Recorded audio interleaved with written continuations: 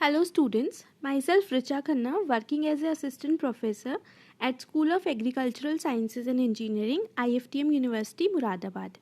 In today's lecture, we are going to discuss some very important multiple choice questions on the topic transpiration.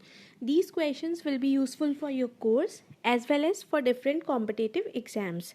So let us begin with the questions.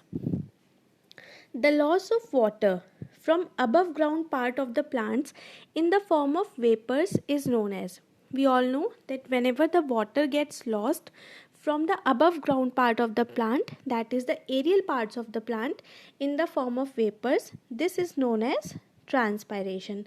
In this picture also you can see that transpiration is the loss of water from the above ground part of the plant in the form of vapors. Next question is, which of the following scientists first measured the transpiration?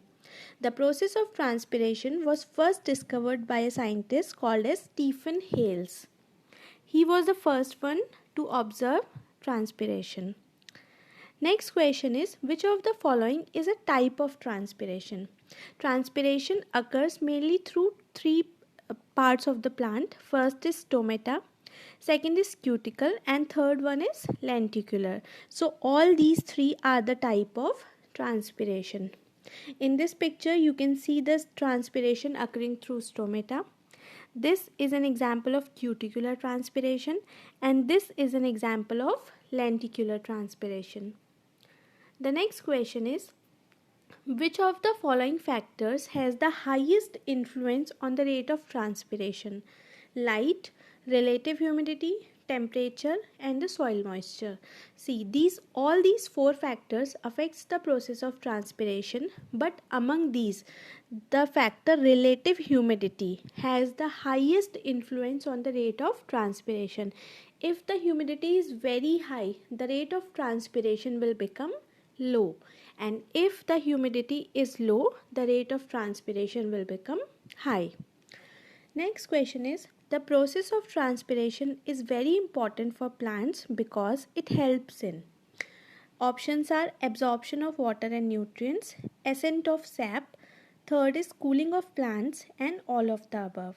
So the process of transpiration is very important for plants because it helps in all of these. It helps in absorption of water and nutrients. It helps in the ascent of the sap, as well as it helps in cooling of the plants. Next question is, out of all the water absorbed by the plants, how much is lost by the process of transpiration? So surprisingly, whatever the water plant is absorbing, out of which 99% gets lost by the process of transpiration, and only 1% is available to the plants for their use.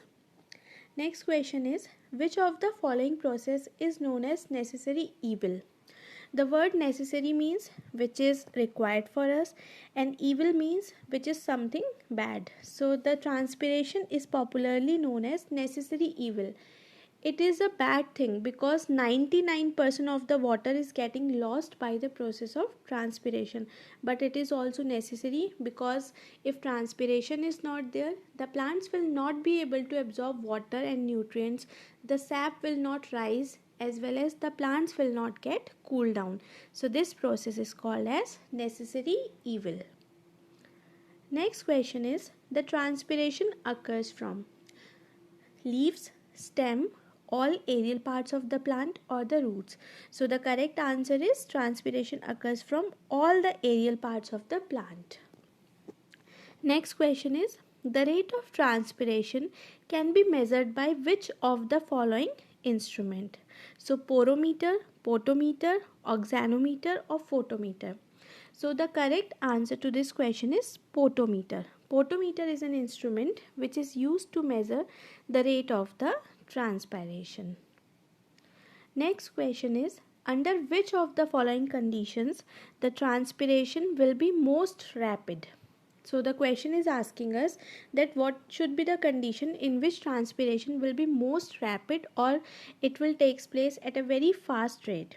The options given to you are high humidity, excess of water in the soil, low humidity and high temperature, and the last option is low wind velocity.